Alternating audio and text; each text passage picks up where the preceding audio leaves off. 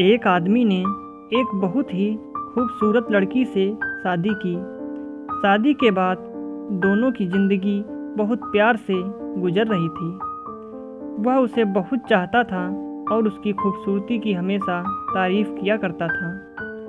लेकिन कुछ महीनों के बाद लड़की चर्म रोग से ग्रसित हो गई और धीरे धीरे उसकी खूबसूरती जाने लगी। खुद को इस तरह देख उसके मन में डर समाने लगा कि यदि वह बदसूरत हो गई तो उसका पति उससे नफ़रत करने लगेगा और वह उसकी नफ़रत बर्दाश्त नहीं कर पाएगी। इस बीच एक दिन पति को किसी काम से शहर से बाहर जाना पड़ा।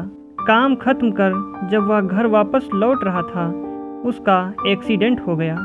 एक्सीडेंट में उसने अपनी दोनों आंखें खो दी, लेकिन इसके बावजूद भी उन दोनों की ज़िंदगी सामान्य तरीके से आगे बढ़ती रही। समय गुजरता रहा और अपने चर्म रोग के कारण लड़की ने अपनी खूबसूरती पूरी तरह गंवा दी। वह बदसूरत हो गई, लेकिन अंधे पति को इस बारे में कुछ भी पता नहीं था, इसलिए इसका उनके खुशहाल विवाहित जीवन पर कोई प्रभाव नहीं पड़ा। वह उसे उसी तरह प्यार करता रहा। एक दिन उस लड़की की मौत हो गई। पति अब अकेला हो गया था। वह बहुत दुखी था। वह उस शहर को छोड़कर जाना चाहता था। उसने अंतिम संस्कार की सारी क्रियाविधि पूर्ण की और शहर छोड़कर जाने लगा। तभी एक आदमी ने पीछे से उसे पुकारा और पास आकर कहा, अब तुम बिना सहारे के अकेले कैसे चल पाओगे? इतने साल तो तुम्हारी पत्नी तुम्हारी मदद किया करती थी।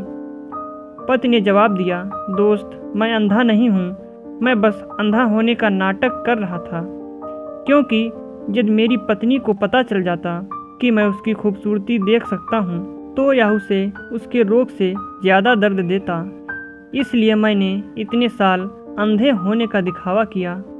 वह बहुत अच्छी पत्नी थी। मैं बस उसे खुश रखना चाहता था।